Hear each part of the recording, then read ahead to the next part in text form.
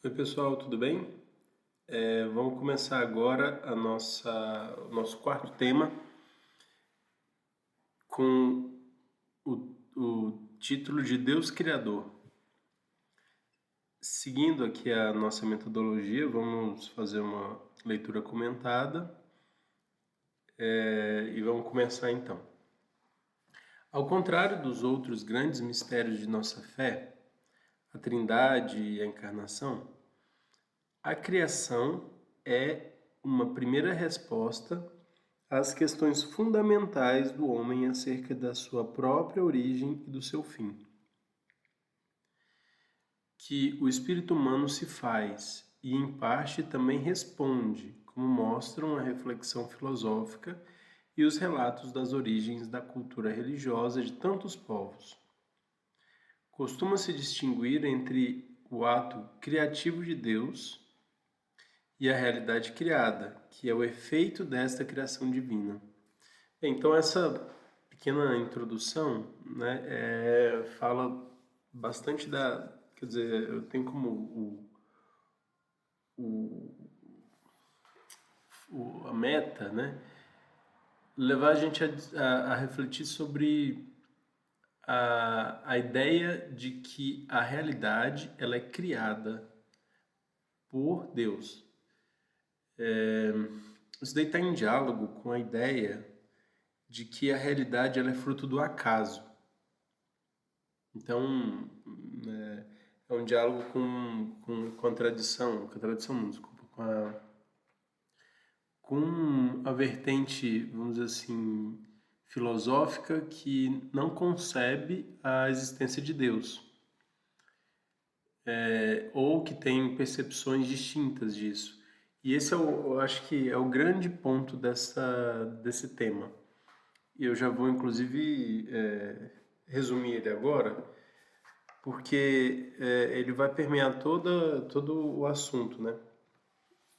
Então, assim, basicamente, a gente tem o ser humano, quando ele está inserido aqui no mundo, né?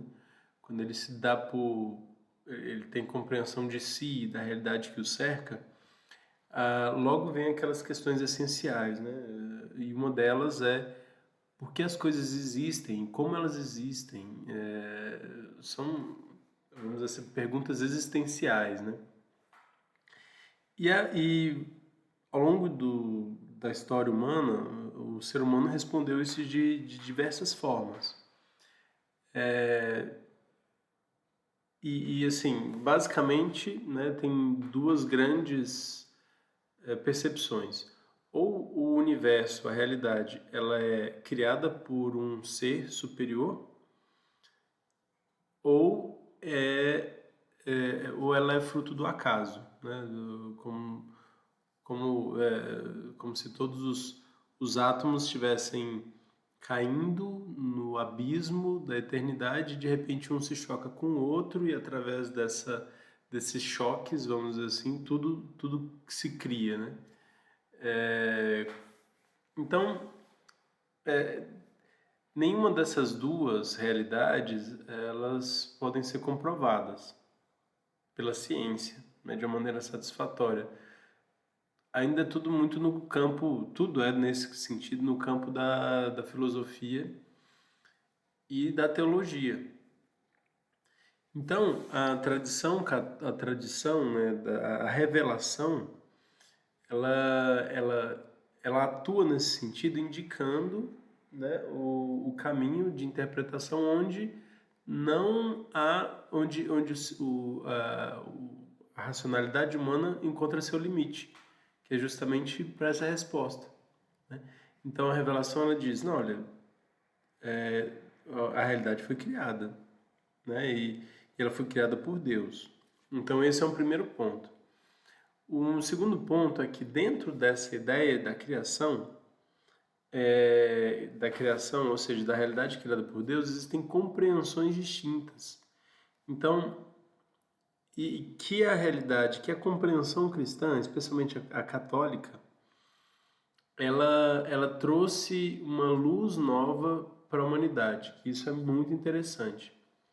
E aí eu vou fazer uma breve introdução, pode delongar um pouquinho, mas eu ando mais rápido com o resto, mas que eu acho muito importante para a gente saber o contexto do que a gente está discutindo aqui nesse ponto, e que ele é fundamental, né? Para a gente entender muita coisa sobre as heresias, né? Por que a igreja combate tanto no campo da filosofia, da teologia, enfim, onde está a raiz da doutrina católica, né? Está basicamente em cima dessas compreensões que divergentes, que são raiz de muitas heresias, são muitos pensamentos contrários que levam ao ateísmo ou então a algumas compreensões errôneas da revelação. Então, antes da revelação de Cristo, da vinda de Cristo, existia, vamos dizer assim, uma espécie de consenso ou de ideia comum que o universo tinha sido criado, né? Ou seja, não seria fruto do acaso, mas que ele seria criado por por um Deus que é o próprio universo, né? Então essa é uma compreensão muito comum. Quando a gente fala, né, hoje, não, sei lá, a gente está discutindo com alguém, e a gente fala, não, eu sou Deus, ou né, não, essa árvore aqui é Deus, tudo é Deus, né? É como se Deus fosse o conjunto do universo criado, como se todos nós fôssemos parte de Deus, como se Deus fosse material, né? Ou aquele papo, né, de que Deus é energia e que no fundo Deus enfim, é como eu disse, né? É a realidade criada, como se cada um de nós fosse um fragmento divino. Bem, essa é uma compreensão. A outra compreensão é que existe, né, existiria na criação um antagonismo entre bem e mal, entre o mundo espiritual e o mundo material. E que que o mundo material ele foi como uma espécie de fruto ruim da realidade espiritual. Então é como se a realidade espiritual tivesse sido criada, perfeita, e que o mundo que a gente vive hoje, que é o mundo material, do corpo, né, das coisas palpáveis, fosse ruim, fosse negativo, porque no fundo a gente teria esse dualismo, né? Então existe esse dualismo entre o bem e o mal, como se fossem duas realidades idênticas, mas antagônicas, e que o mundo material fosse a materialização do mal e o espiritual como se fosse a materialização do bem. Então, essas duas compreensões, elas, elas correspondem a compreensões divergentes da compreensão da revelação. Por quê? Qual é a compreensão da revelação? O que foi revelado, né? Foi revelado que Deus, como um ser onipotente, onisciente, onipresente, e essencialmente, né, ele é a essência das coisas e por isso é espiritual, ele está alheio, ele está fora de toda a realidade criada, tanto espiritual quanto material. Então, ele, um ser espiritual, ele criou uma realidade espiritual e também a material e está alheio a isso. Contudo, ele não está, ele não abandonou essa realidade criada, ele ainda age sobre essa realidade criada, mantendo a sua existência. Existe dentro como uma espécie de como uma espécie de desenvolvimento dessas duas ideias primeiras que eu falei, que Deus, né, ao ter criado a humanidade, a realidade, ele teria se abstido dela, ele teria sido alheio e não poderia mais tocar essa realidade criada. Então, vamos dizer, o homem estaria perdido à sua própria sorte. Enfim, acho que essa é uma introdução que foi um pouquinho longa, né? Mas eu acho que com isso a gente consegue andar mais rápido na leitura, porque eu acho que vai destravar uma chave de leitura interessante para tudo que vem na sequência. Então, agora a gente, né, na leitura, vai mostrando um pouquinho mais de detalhe dessa lógica. Então, repetindo aqui uma parte que não comentei, costuma-se distinguir entre o ato criativo de Deus, que é a criação activa e sumpta, e a realidade criada, que é o efeito desta criação divina, desta ação divina, que é a criação passiva e sumpta. O que quer dizer isso, né? Deus criou o universo através de um ato, né? Um ato ativo de Deus. Então Deus criou. Só que essa realidade ela está em movimento, ou seja, ela está em transformação. Então a ação divina inicial ela tem efeitos duradouros que se modificam ao longo do tempo. Então é isso que se chama de uma criação ativa e uma criação passiva, né? Deus continua criando a realidade, mas através de uma maneira, mas através de uma forma passiva, ou seja, como uma reverberação do seu ato inicial criador. Bem, agora a gente vai falar de um ponto importante, que é a criação é a obra comum da Santíssima Trindade. A criação geralmente é atribuída ao Pai, a redenção ao Filho e a santificação ao Espírito Santo. Ao mesmo tempo, as obras ad extra da Trindade, a primeira delas, a criação, são comuns às pessoas. Bem, o que está querendo dizer isso aqui? Geralmente, isso daí foi Santo Agostinho que desenvolveu com mais propriedade, as três pessoas da Trindade, Pai, Filho e Espírito Santo, cada um tem uma espécie assim de identidade em termos de ação no universo. Então, ao Pai, Santo Agostinho atribuiu o ato da criação do universo, a redenção, a santificação ao Filho, a redenção ao Filho, a elevação da humanidade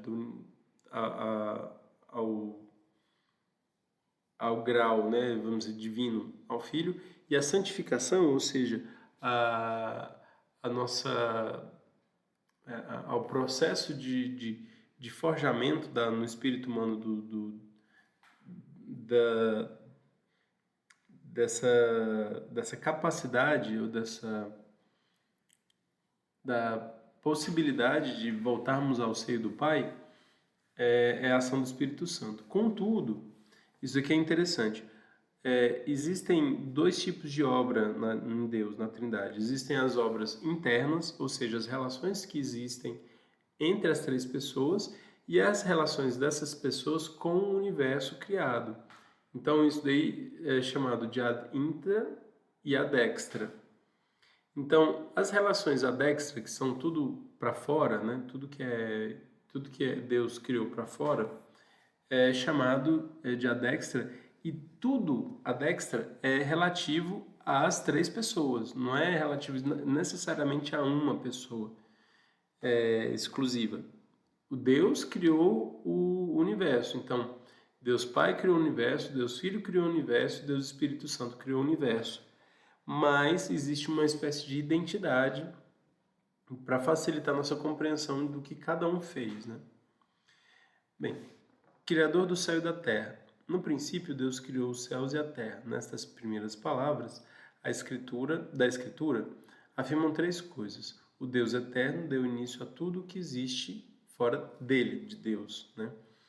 Só Deus pode criar em sentido próprio, o que implica originar coisas do nada, ex nihilo, e não de algo pré-existente.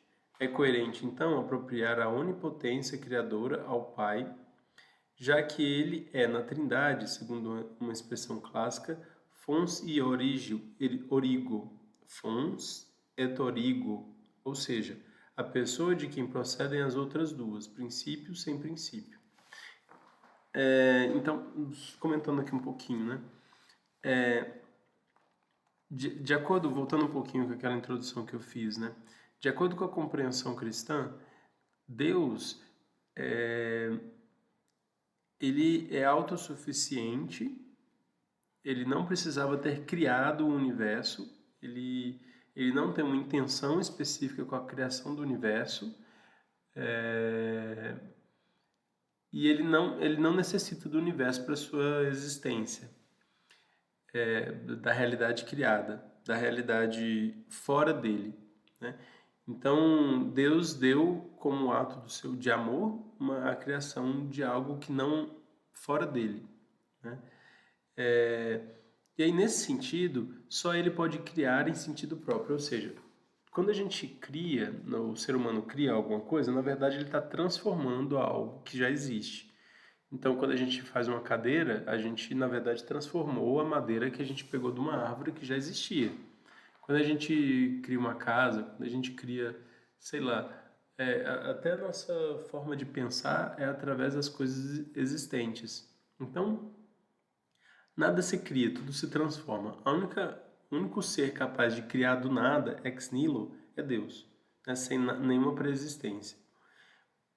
E, além do mais, Deus, ele, segundo a relação que existe interna entre as três pessoas, Deus Pai é fonte e origem das outras duas. Então, é de Deus Pai que Deus Filho surge, né? Deus Filho, não é que Deus Pai cria o Filho. O Filho, segunda pessoa da Trindade, ela é gerada do Pai. Ela surge do Pai.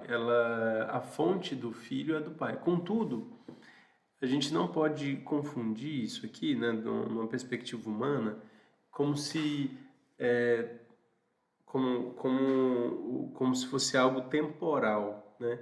Como acontece, né? O pai que gera um filho através do tempo. Então, primeiro vem o pai cresce, amadurece e aí tem filho. Na realidade da Santíssima Trindade não existe tempo. Então, desde toda a eternidade, e isso é um mistério, isso é difícil de compreender mesmo, desde toda a eternidade, Deus Filho surge do Pai. Deus Pai gera o Filho desde toda a eternidade. Não é que o Pai é anterior ao Filho. Os dois são, vamos dizer assim, entre aspas, né, têm a mesma idade. Assim como o Espírito Santo, que surge através do amor que existe entre o Pai e o Filho. Então, existe uma espécie de sequência, mas é uma sequência que não pode ser pensada em termos temporais. É simplesmente uma espécie de identidade, de uma separação sem separação interna, né? Que ajuda a gente a compreender melhor a Trindade. A fé cristã afirma que a distinção fundamental na realidade é a distinção entre Deus e as suas criaturas. Esta foi uma novidade nos primeiros séculos, em que a polaridade entre matéria e espírito dava origem a visões irreconciliáveis: materialismo, espiritualismo, dualismo, monismo. O cristianismo quebrou esses moldes com a sua afirmação de que a matéria, assim como o espírito, também é criada pelo único Deus transcendente. Então, isso aqui está só repetindo aquilo que eu falei no começo, né? Então, antes da revelação da vinda de Cristo, antes do cristianismo, existiam visões da realidade em que existia uma espécie de polaridade entre o mundo espiritual e o mundo material, e, e entre essa, fon- essa, essa existência única, né, das coisas, como se tudo fosse Deus, o nome disso é monismo, ou como se existissem dois deuses, um mau e o bom, que se coexistiam, né? O cristianismo, então, ele quebrou esses moldes, falando que, olha, Deus criou o universo, a realidade que a gente existe, sendo fora disso, né? Tanto o espírito quanto a matéria são bons porque foram criados por Deus, mas eles não são Deus, ele não pode ser confundido com Deus, né? Não quer dizer que nós somos deuses ou que um grilo é Deus, enfim. Bem, continuando. O mundo não é o produto de uma necessidade qualquer, de um de um destino cego ou do acaso, mas tem uma inteligibilidade que a razão humana, participando da luz do entendimento divino, pode aprender. Este desenvolvimento atinge sua plena expressão no Novo Testamento, ao identificar o Filho, Jesus Cristo, com o Logos. Afirma que a sabedoria de Deus é uma pessoa, o Verbo encarnado, através do qual tudo foi feito. Então, comentando aqui rapidamente, isso daqui fala um pouquinho que eu já citei, né? Existem compreensões teológicas que tentam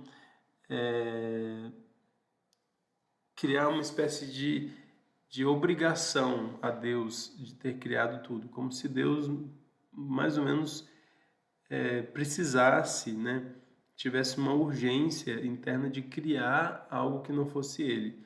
Mas não é essa a compreensão cristã, a católica. A compreensão e a tradição da igreja dizem que os pais, né, os patriarcas, né, não, os padres da igreja, desculpa, eles dizem que tudo na verdade é fonte de uma de uma de uma vontade divina, né? Então, quando a gente fala porque Deus quis, quando a gente fala isso que Deus quis, a gente não está falando tipo, dando uma resposta mal educada para alguma coisa. Não, de fato, Deus não precisa se explicar, vamos dizer assim. Deus não criou a realidade para atender uma, uma, uma, uma outra realidade, né? Como se fosse uma outra pessoa, um outro Deus que estava lá exigindo dele que ele fizesse alguma coisa, né? Mas, mas simplesmente fruto da sua benevolência. Então, o, o desenvolvimento, né, da criação ela atinge o ponto auge na vinda do Filho, né? Que é também totalmente um mistério, porque o próprio Deus ele uma das pessoas da Santíssima Trindade se torna parte da criação, né? Isso de alguma maneira totalmente misteriosa. A gente realmente não consegue compreender a grandiosidade disso ou o significado disso filosoficamente falando, né? Porque isso não é contrário à lógica de que Deus é alheio a toda a realidade, mas ao mesmo tempo introduz Deus na realidade criada, né?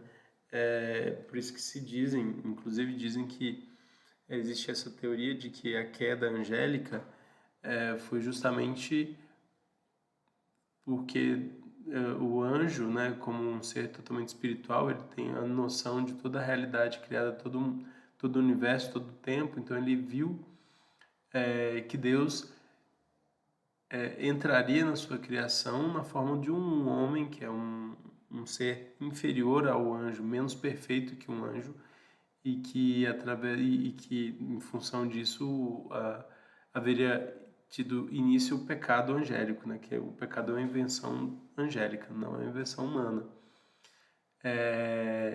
Enfim, continuando aqui sem me perder. Há pessoas que encontram falsos dilemas, por exemplo, entre criação e evolução. Na realidade, uma epistemologia adequada não só distingue as esferas das ciências naturais e da fé, mas também reconhece na filosofia um elemento necessário de mediação, pois as ciências, com métodos e objetos próprios, não abrangem toda a esfera da razão humana. E a fé, que se refere ao mesmo mundo de que falam as ciências, necessita de categorias filosóficas para ser formulada e entrar em diálogo com a racionalidade humana. Isso aqui é muito interessante, né? Esse ponto talvez uma das crises, né, que se encontra hoje do homem moderno para reconciliar, vamos dizer assim, a fé com a razão. É como se a ciência fosse inimiga da fé. Ou você tem que escolher, né? Ou você é um homem racional e científico, ou você é um homem religioso, né? Na verdade, essas duas realidades, elas não são separadas. A ciência, ela trata de um aspecto da realidade que é complementado, quer dizer, que está de alguma maneira inserido dentro da percepção da religião, da percepção religiosa da realidade. No fundo, todas elas se unindo a esse mesmo ponto de encontro que é a origem do universo, né? A origem do cosmos, a fonte de tudo. E as duas coisas procuram a verdade, né? Nenhuma das duas está querendo mentir, né? Aliás, esse seria um problema do relativismo, né? Que seria uma espécie assim de, de,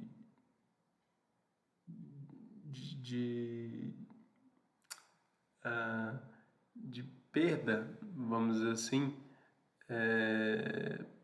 da verdade, né? Como se a verdade tivesse saído de moda, vamos dizer assim, ou que não valia mais a pena falar de verdade. Mas a verdadeira ciência, a verdadeira fé, a verdadeira religião, elas todas estão em busca de uma verdade, né? Da verdade.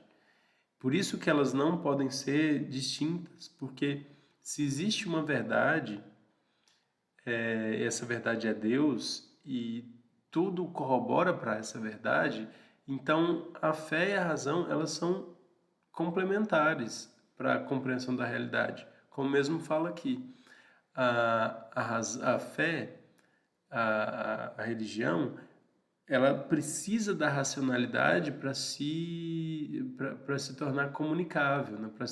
Para ser desenvolvida através de categorias filosóficas e, e também poder contribuir para o crescimento intelectual do homem.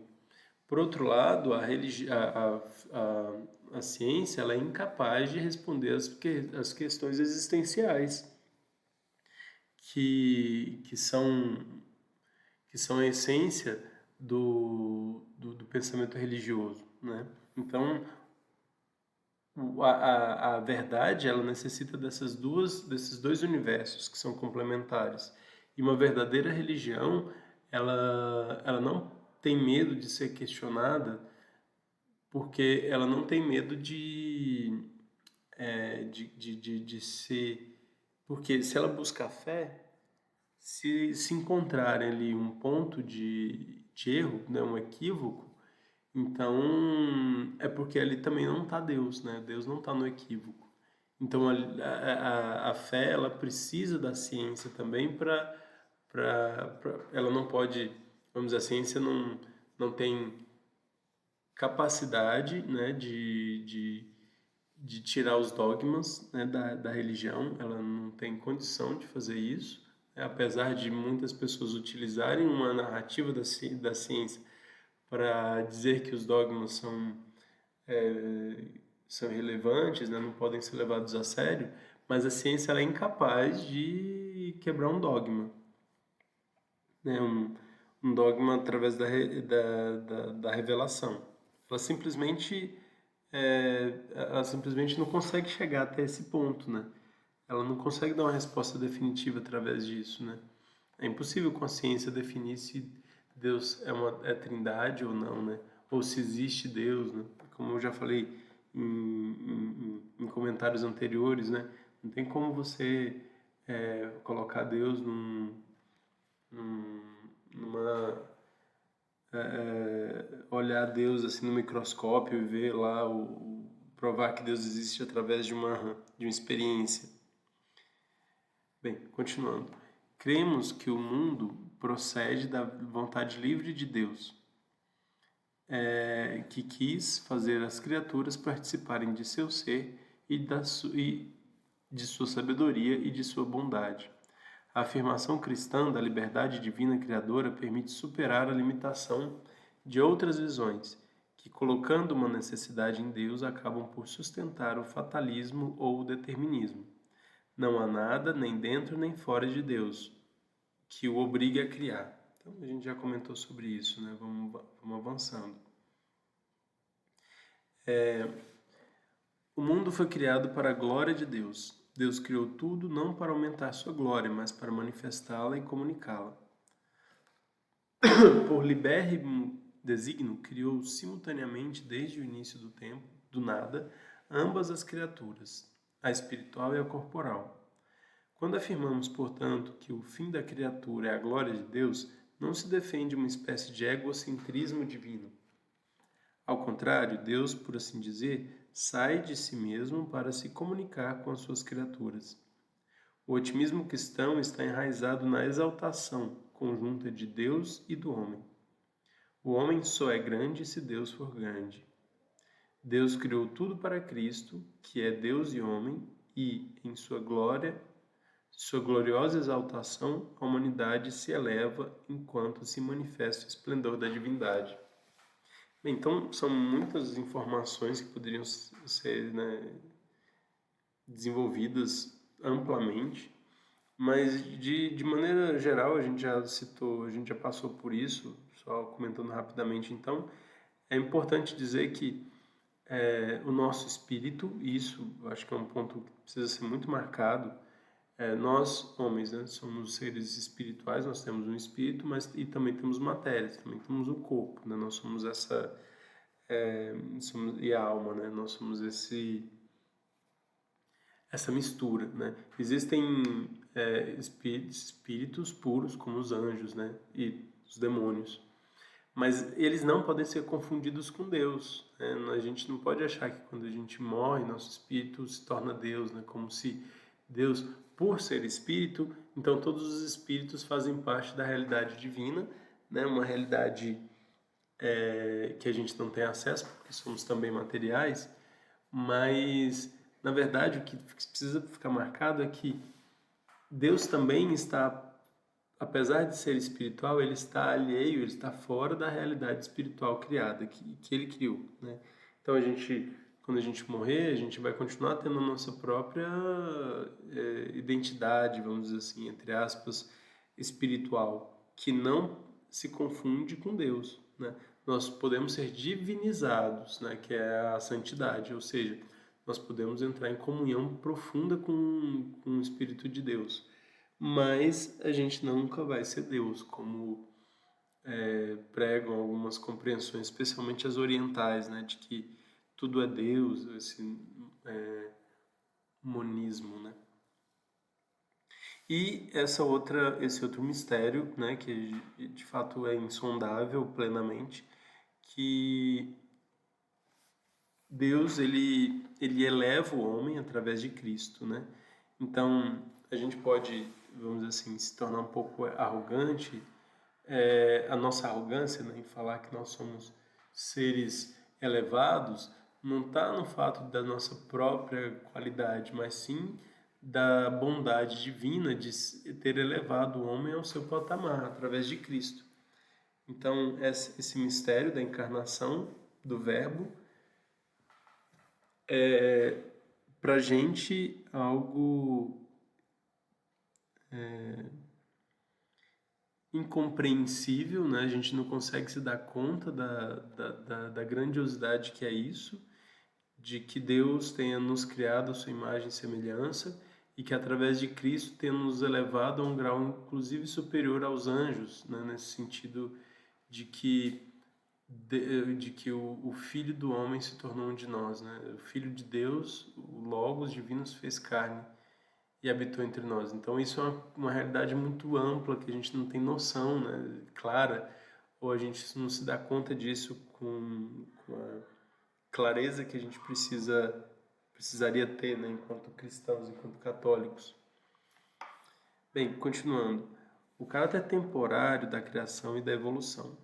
O Quarto Concílio de Latrão ensina que Deus é criador de todas as coisas, visíveis e invisíveis, espirituais e corpóreas, que com sua força onipotente, desde o princípio do tempo, criou do nada uma e outra criação, a espiritual e a material, isto é, a angelical e a mundana, e depois a humana, de algum modo comum a ambas, compostas de alma e de corpo. Isso significa, por um lado, que, como vimos, o cristianismo supera tanto o monismo, que afirma que matéria e espírito se confundem, que a realidade de Deus e do mundo se identificam, quanto o dualismo, segundo o qual matéria são princípios originais, opostos, do qual matéria e espírito são princípios originais opostos. A revelação afirma que o mundo foi criado com um início temporal, ou seja, que foi criado junto com o tempo, o que é congruente com o desígnio divino de se manifestar na história da salvação. A criação, então, tem um começo, mas não se reduz ao momento inicial, mas se configura como uma criação contínua, pois a influência divina criadora não desaparece.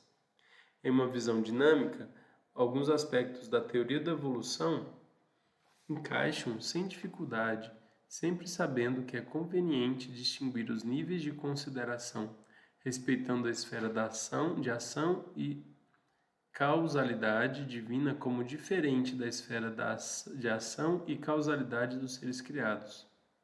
Peraí, eu vou comentar, já está começando a ficar muito longo, né? E essa parte aqui é importante, que eu deixei de ler, não vou parar um pouquinho e comentar o que eu li até agora. Então, assim, também a gente já citou, né, essa questão anteriormente, que Deus ele fez tanto as criaturas espirituais e corpóreas, né, e ele mantém essa realidade, né, ele não abandonou essa realidade, aliás, se ele abandonasse essa realidade, ela deixaria de existir, porque ela não tem força própria para isso. E depois disso, de alguma maneira, ele criou um ser que conseguia congruir, integrar ambas realidades, né? Que composto de alma e de corpo, que seria o ser humano. Isso significa que o cristianismo, né? Ele supera aquelas duas realidades que eu comentei, que é o dualismo e o monismo, e também que a revelação é uma coisa interessante, que também já citei, mas vale reforçar, que o mundo, quando o mundo foi criado, o tempo também foi criado, né? Então a história, o passar dos anos, né? Essa questão do tempo é uma realidade, uma questão complexa, não é simples, para a gente parece evidente, mas que o tempo passa, mas a coisa não é tão simples assim, se a gente for parar para pensar mesmo, né? Santo Agostinho já desenvolveu essa ideia, mas de toda forma é uma coisa que a gente não pode achar que a ideia do tempo tá resolvida, vamos dizer. Ainda é um mistério, né? Quando a gente fala de tempo e espaço, né? Então, como se o espaço é a matéria e o tempo é se passar essa transformação da matéria, né? Então, a matéria vai se transformando e essa transformação da matéria a gente dá o nome de tempo. E Deus, quando então criou o universo, criou também automaticamente o tempo e o espaço. Então ele está fora disso. Bem, agora vamos falar sobre a questão da teoria da evolução, né, que é uma das coisas que aparentemente se aplicam, né, que se combate a igreja, né, hoje, a princípio, como se a teoria da evolução conseguisse provar que a revelação está errada. Na verdade, os aspectos da teoria da evolução e a revelação têm muitas coisas semelhantes, como, por exemplo, a teoria da evolução, ela prega, né, que as coisas estão em transformação. A revelação também diz isso, né, que as coisas estão em transformação. A própria realidade do tempo é uma dessas transformações. Mas é importante, agora eu volto a ler, Em uma visão dinâmica, alguns aspectos da teoria da evolução encaixam sem dificuldade, sempre sabendo que é conveniente distinguir os níveis de consideração, respeitando a esfera de ação e causalidade divina como diferente da esfera de ação e causalidade dos seres criados. Então, essa causalidade é a relação de causa e efeito, né? Então, quando a gente faz algo, ele produz um efeito. Então, a nossa existência ela é condicionada, ela é causa de algo que veio antes da gente, né? Então, toda a realidade ela está submetida a esse princípio da causalidade divina, a, a, a, o princípio da realidade o princípio que origina a realidade e que Deus, a gente tem que distinguir esses dois níveis, né? Uma coisa é a causalidade divina, outra coisa é a causalidade dos seres criados. Essas duas causalidades operam em níveis totalmente diferentes e intransponíveis, né? Um exemplo, o ser humano nunca foi capaz de criar vida do nada, né? Através de seres inanimados, né? Como os cientistas buscam fazer, criar através de átomos, né? E de elementos químicos, de moléculas, eles buscam criar vida ali, né? Mas até agora não conseguiu criar. Então, a gente precisa entender que existem níveis diferentes de causalidade. Se a, se a exaltação do primeiro, em detrimento do segundo, levaria a um supranaturalismo inaceitável, como se Deus tudo fizesse e as criaturas fossem marionetes nas suas mãos do único agente divino, a supervalorização do segundo em detrimento do primeiro leva a uma visão também insuficiente, o deísmo naturalista, para o qual Deus não pode agir em um mundo que tem sua própria autossuficiência. Então, assim, aqui são mais outras duas compreensões errôneas, né? Uma compreensão que coloca uma espécie assim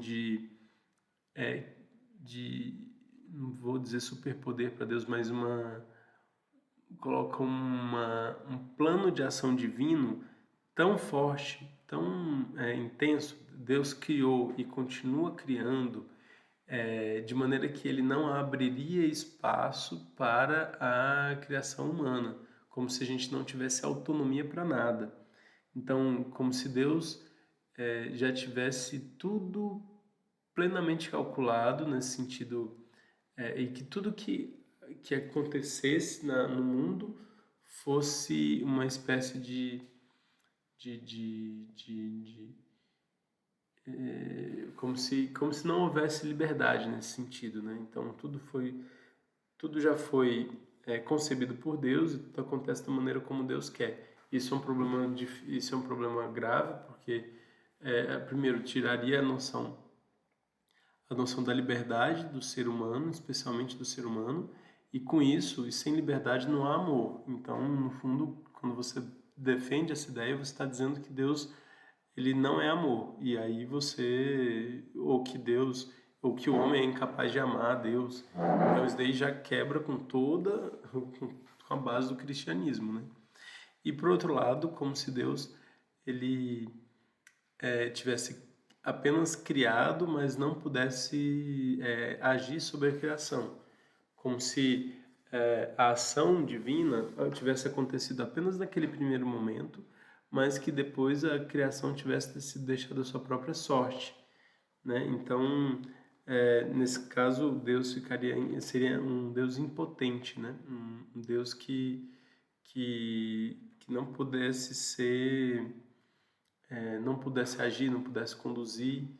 Então, as duas realidades estão fadadas, né, à ausência de amor, no fundo, né? Porque também haveria aí uma espécie de uma visão estoica de Deus, né? Como se Deus fosse alheio a tudo e tanto faz para ele o que acontece com o homem. Então aí Deus não se importaria, vamos dizer assim, com aquilo que ele criou, o que não é verdade de acordo com a revelação.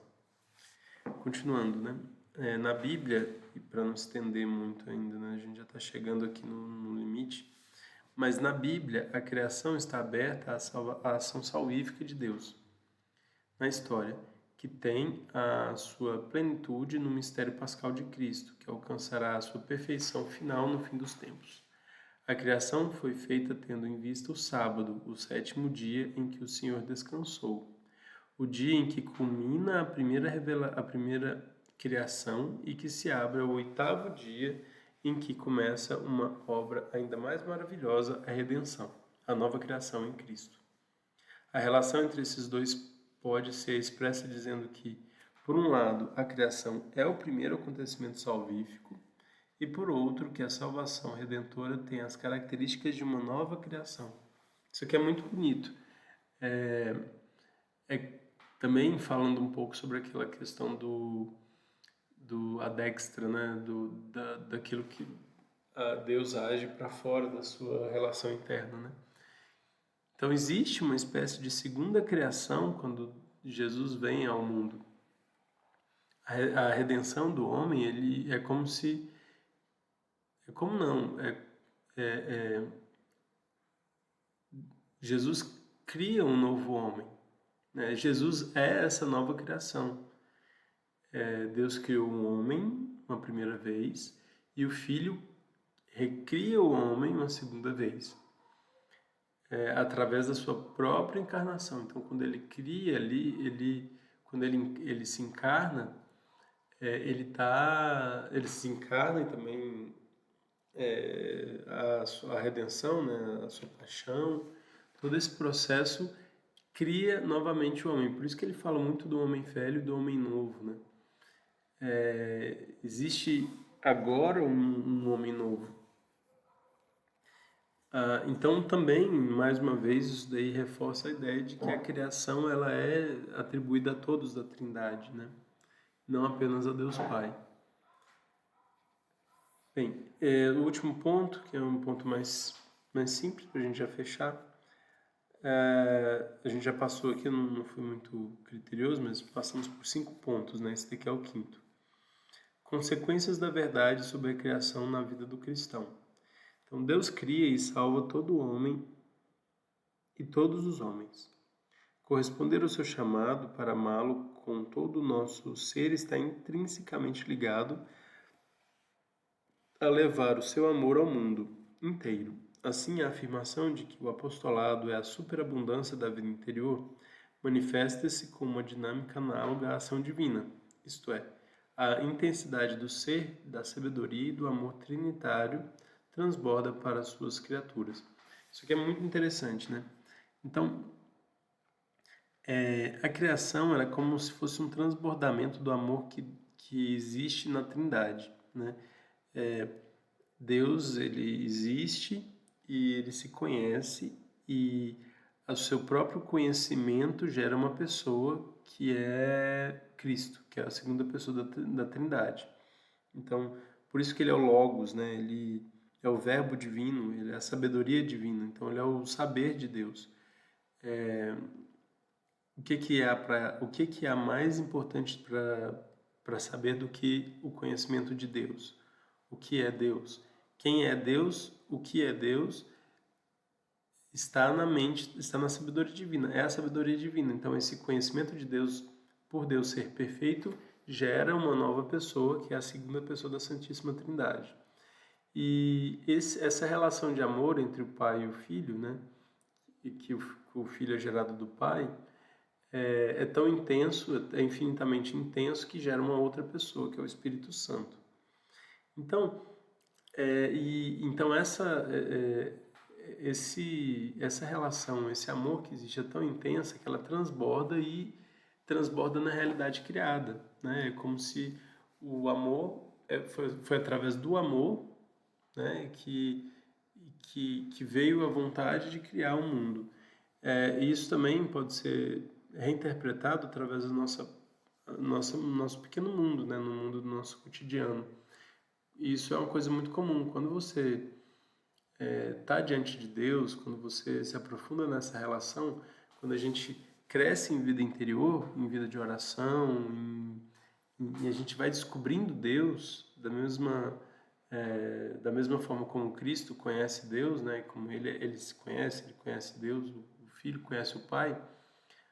É natural que a gente queira passar isso para os outros, né? Então, é isso daí que se fala que o apostolado, ou seja, levar Cristo para os outros, é uma superabundância da vida interior.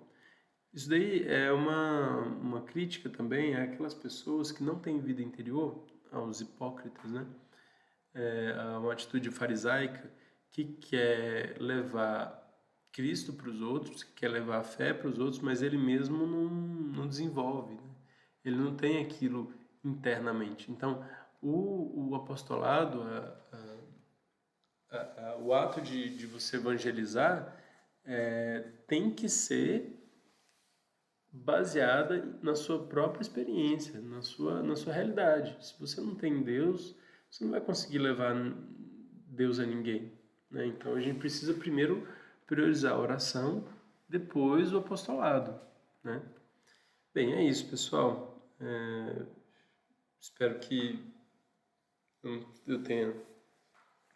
vocês tenham conseguido compreender e a gente discute então isso nessa próxima segunda. Muito obrigado.